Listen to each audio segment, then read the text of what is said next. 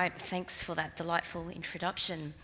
So I realise in this day and age it's quite provocative and controversial to come to a conference like this, and I saw the titles of all the other speakers and a lot of people talking about AI and how it is probably the most important thing that you have to worry about. And then I come here and with this title and say, never mind AI, you do have more important things to talk about. And I want to just caveat that this comes from a place of working with incident response. In this context that I'm talking about, real life attacks that we deal with every day in my job currently, I actually think there are bigger fish to fry, and hopefully after I talk through some of the real life cases that we'll talk about today, you'll maybe be at least a little bit convinced that perhaps there are a few more ducks that we have to get in a row before we think about AI. But firstly, very quickly, who am I? What qualifications, if any, do I have to speak of? I'm Angela, the CTO and Head of Special Operations, which really is our fancy word for incident response at Defendable. We are a 24/7 security monitoring service, MSSP, providing the full gambit of security advisory and 24/7 monitoring here, headquartered in Oslo. I am actually a vintage signals intelligence analyst, so I started my career on the opposite side of the coin, helping enable the sort of attacks that we actually defend against today. But luckily for you guys, I was recruited to the cyber defensive side of the house back in the day, and then came here and got a job at Telenor CERT as the incident response lead. So have spent a long career mostly actually fighting nation-state actors, finding those hacks and then kicking them out when they happen. But without further ado, because there's not a lot of time here, today I want to go through a mini comparative study of sorts. So I want to compare 3 different cases I've worked on in my career and look at different variables like enterprise size, revenues, threat actor motivation, techniques, and the total cost of compromise. And ultimately, I want to answer 3 key questions that I think hopefully should matter to all of you guys in some way, shape, or form. And the first of these is, what factors influence the cost of an incident the most? What is the difference between an incident that is only going to cost you 300 kroners as opposed to 300 million kroners? And then, of course, what are the most important things that you can do to prevent it from being a 300 million kroner incident, right? And then lastly, we do kind of have to address the slightly provocative title, which is, how much does AI really matter in this entire equation? Yes, so let's get into the first case, a really cool case. So this is a multi-year incident, very complex intrusion. It's a large enterprise, 2,000 employees-ish in the telecommunications sector. This company had revenues of approximately 17 billion kroners per year, and the threat actor's primary motivation was espionage. And what do we mean by that? You know, if it's a telecommunications company, say for instance, Lars is, perhaps a minister of a prominent government department, and then you have Anders, who's, the minister of another prominent department. What are they talking about? What are they texting about? When are they talking? Those are the sorts of things that are really, really interesting to a nation-state actor when it comes to the telecommunications sector, right? So in terms of who done it, very interesting because it was a smorgasbord. 10 groups of activity identified over quite some number of years. You have groups, and these you can read about openly in open source on the internet, APT41, believed to be attributed back to the Chinese Ministry of State Security. Super interesting group that also sidelined with some financial type operations, and they would do things like, if you have access to a telco, that's a lot of infrastructure. So if you can, on the side, deploy some crypto miners and use that sort of side angle to actually mine for some extra money, why not do that? So yeah, very interesting group with that dual espionage and cybercrime operations bent. Groups like Platinum as well. This is probably my favorite nation-state threat actor of all time. These guys have stayed under the radar much longer than many of the Western sort of Five Eyes, sort of the NSA, GCHQs of the world have, many of the Russian state-sponsored groups as well. Use of a lot of 0 days, very stealthy, very interesting. and also groups like Gallium as well, which are known to actually target European telcos as well as many in Southeast Asia. So I mentioned lots of APT groups. They want that communications metadata, but what's really interesting about these guys is we're talking, full domain dominance in the IT environment and really, really long dwell times. So you see there, this intrusion discovered in 2016, initial access possibly as early as 2014, only kicked out in 2021. That's about, that's like 5-6 years sauntering around, getting information, really getting more insight to the network than sort of the actual company have themselves. And then if you look at the cost of remediating something like this, 650 to 750 million over 5 years. But then when we talk about intrusions of this scale, the reason why it costs so much is that we're not talking just about an easy kind of let's just get all the malware, deleted and whatnot. It's trying to figure out every single place where the threat actor has a foothold, but also because they have full domain dominance in the environment, it means that you have to do a full let's rebuild the IT environment from scratch to really truly get rid of this threat actor. And I can talk a little bit in depth about that. How many of you guys have seen an attack kill chain before or know what a kill chain is? I see a few little hands. Okay, that's good. That's basically a way to represent sort of all the stages a threat actor has to go through before they achieve their action on objective. And in this case, in a telco, it's getting that communications metadata, right? So I'm going to go through it quite quickly in the interest of time, but I want to highlight a few things. Initial access. So on this one, multiple methods were used by several of these threat actors, but more often than not, it was a vulnerable server exposed to the internet. They install a web shell, so they get a form of remote access immediately, and then they can collect valid credentials from there. Often they're on a server, so it's already, you have local admin at least, but sometimes almost always in these cases, domain administrator already. And then they have pretty much the entire kingdom's keys to the kingdom from there. How many of you guys have heard of this file called ntds.dit when it's the privilege escalation part? There's a few hands. I'll explain that file because it's really important. ntds.dit is basically the Active Directory database. And when you think of Active Directory, that is the thing that governs everything, right? It's your identities, it's what groups you're in, what you can access, right? And if you're a nation state and you're able to get that file, you have every single user and you have their hashed password. And then presumably you have all sorts of supercomputing powers. So it's only a matter of time before you can crack everyone's password and you can masquerade legitimately as anyone in that company because you have their credentials. So when they get that file, it really is the key to the kingdom, and you'll see this theme again and again. Getting that ntds.dit is really important, particularly in on-prem environments. Case 2, another very interesting case, 6-month engagement, global enterprise, 5,000 employees in the industrials, food and recycling business, about 12 billion kroners in revenues per year. And here we see that the probable motive for these guys was financial gain. And if this kind of starts to sound familiar to you guys, maybe it is. You might have heard last year that Tomra was engaged in a pretty serious cyber attack. We helped them with this along with some colleagues at Deloitte. This picture of Eva Sagamo, the poor CFO, who had a hell of a time. I think if you talk to some people at Tomra for the last sort of year, it's possibly not been the most fun year, but it's a fantastic company doing amazing things for society with recycling and the punter machine and whatnot.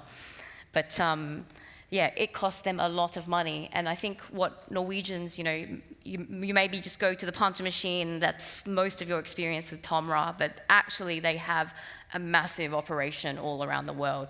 You name a continent, they have a data center or some kind of operations there. And you can imagine that if they are in this serious cyber incident, if you need to acquire forensics or evidence from somewhere in North America, as well as Australia, New Zealand, potentially China, and you have to coordinate across those time zones, it takes a long time and it's very, very expensive.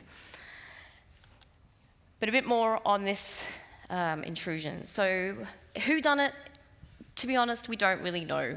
There are some weak links to this group called Fin8, which traditionally have targeted more point of sales type machines, like in the retail sector. There's another ransomware group called Black Cat, who sell their ransomware on the black market. Could have been affiliates of those, because they've been known to do things like actually try to delete VM backups and recovery stuff, so that people, when they do the ransomware, it's no way they can recover, and basically they're just forced to pay the ransom, right? We believe that it was most likely going to be a hack and leak type attack, but it was extremely narrowly prevented in the nick of time, because they realised that there was a high privileged user that suddenly was getting MFA prompts that were not from them, and that was like the first trigger in a long line of things that led to them being like, oh my goodness, we need to pull the plug. But first discovered 2023, initial access possibly many years earlier. Frankly, we're not quite sure, because you don't quite have the data to go quite far back that long. But the cost was 200 million over that 6 months, and actually the full total cost is probably quite a bit more than that. Finally, the last case. So this was a 2-month engagement, smaller, right? Ransomware. It's a small enterprise, 100+ employees in the IT services sector, about 135 million NOK in revenues per year, and it was the financial gain motivation. And you know, this is the classic nightmare scenario. You wake up in the morning and all your customers have all the servers, and they can't access anything, and you just have this note in front of you. And what's interesting about this sort of attack is that, so in this attack, only the customer environment was compromised. And I did say that they have approximately 130-ish million NOK in revenue per year. 10 million NOK in terms of the cost, that might seem, oh, that's maybe a bit affordable. But actually, when you incorporate the operating cost of this company, they probably only make a profit of 10 to 15 million kroners per year.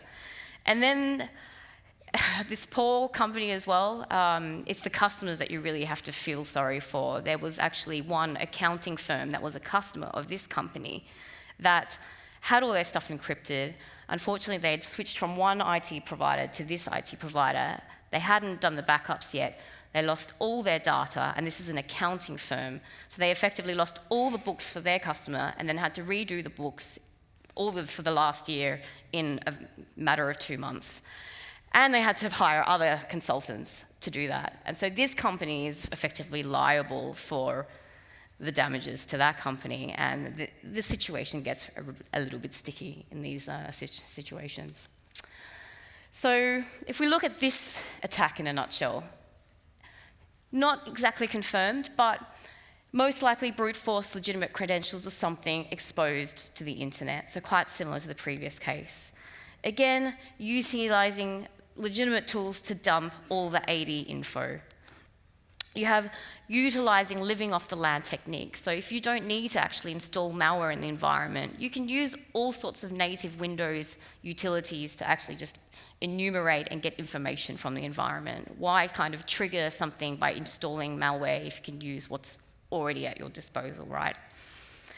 And then you use legitimate things like RDP, TeamViewer, all sorts of things. So in the interest of time, I will move along. But if we look at the common themes around this, what can we pull from this? The common thread throughout all of these things is that it's detected really late in the kill chain. So it's the threat actor is at that last stage. They're at their the action on objectives, basically. They've got the communications metadata. They've already encrypted the things they wanted to encrypt. They have already stolen and damaged the goods, right? And that's why it's so expensive to fix properly. We're talking dwell time of many years before it's first detected. We're talking domain dominance. So you have total loss of control over identities. And if we think about sort of what can prevent this, it boils down to a fundamental lack of basic controls. And if I think about sort of the initial access part, I've talked about, this just a web server that's vulnerable. What is it that can fix that? It's patch management, right? So that it's not being exploited by these simple CVEs. It's things like privileged access management. I think if there's one thing that can prevent something from being a 300 crowner compromise versus a 300 million crowner compromise, it's probably that. Because when you lose control of your identities, it means you have to do these full-scale IT transformation projects. It's no longer just an incident response project, it's a full IT rebuild, right? Network segmentation. If a threat actor needs to jump through multiple firewalls and multiple loops to get hops and things to get to what they really want, and also to exfiltrate and get the data they want out of the environment, it makes life a lot harder, right? So my main message is really, let's get back to basics. And hopefully a lot of you guys will have seen this, the NSM Grundprinzipper, of course. DNV also has a really nice modenhetsvurdering tool that all companies can use to assess how they stack up against these Grundprinzipper. I have to sort of spruik my old employers at the Australian Signals Directorate, but we've had a lot of success at ASD with, I guess, KISS principles, keep it simple, stupid. Quite a few years ago, ASD put out top 4, and that's the top 4 things you can do to mitigate against 85% of all attacks. That's now matured into the Essential 8 maturity model, but I think in this day and age where the attention span of people is like the span of a TikTok video, it's quite good to keep things simple. Yeah, so I think last year this article came out in Digi, very interesting, a survey amongst the communist sector, where they said that 1 in 3 had responded that they had been subject to some kind of cyber attack. But then what was really interesting about this article is that they said that nearly 1 in 3 were actually unsure. They didn't know whether they had been subject to a cyber attack.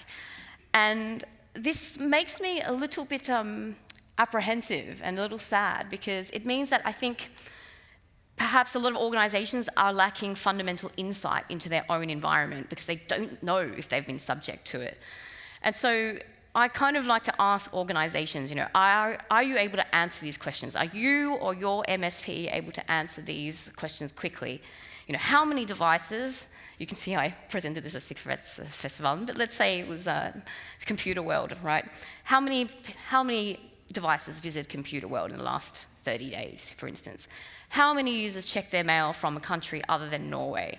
How many devices opened the program Notepad yesterday? Or how many emails were sent to my employees in the last 24 hours with PDF documents attached to them? And if you cannot easily answer these questions, then you may have a slight problem, because it means that if you are subject to a serious incident, it's going to be really, really difficult to get the data you need to figure out how this happened and how can I prevent this from happening again. Finally, we do have to address the AI question, right? A lot has been said about sort of the risk of abuse, the uses of generative AI, the way it can help enable cyber criminals and threat actors. I think when I look at this issue, a lot of the best practical applications of AI that I have seen have been applied to the very earliest parts of the kill chain, right? It's creating much more realistic phishing emails, or creating sort of landing pages that exactly emulate the sort of landing page that you would go to so that you would input your credentials and whatnot. It's making the language less clunky if they're from a foreign language and they're trying to translate something. And when you think about it, that means if it's early in the kill chain, there are so many opportunities for someone to actually utilize those controls that I had up before to stop them before it gets too late. And when I look at sort of some of the LLM applications to generate malware, malicious tooling, it's also about efficiency gains. But when you look at the research from Kaspersky as well, at our company, we have an associate professor in AI machine learning who does a lot of side research, and he says that a lot of the code generated from WormGPT, it's still quite rubbish, and it's still not going to be able to evade the best-in-breed sort of XDR and EDR tools in this day and age. You have to do a lot of work to make it better. And so I think we still have a lot of opportunities on this front, but just bear in mind, it's the initial part of the kill chain, I think, that the best applications of AI are at, which means you do have all those opportunities, all those controls you can put in place to prevent things from getting any further. So ultimately, if we're going to take away some things from my talk, it may be a boring message, but it is a message nonetheless. Doing good IT, or doing IT good, trying to make the same phrasing as Zoolander, it remains the fundamental backbone to prevent against the majority of threats, really. And also visibility, visibility, visibility. You really cannot detect what you cannot see. But at the same time, some of these incidents that we come into, they actually have things like Microsoft Defender in place, or they have Trend Micro, and we actually see that those things have actually alerted, but there was no one there to look at the alert. So actually they had a warning months in advance that something was astray, but they did not have the resources to look into it. So it's like the age-old adage, if a tree falls in the forest, but no one was there to hear it, did it make a sound? Similarly, I ask you, if malware is in the environment, but no one was there to look at the alert, is the malware actually there? Of course it's fucking there, right? Of course it's there. So, but that's where I have no problem spruiking our own company. If you do not have the resources to look at that, we will gladly do it for you at Defendable. So you can go out to the stand after and talk to my colleagues. And then when it comes to AI, I really do think that there's bigger fish to fry for now in this context, right?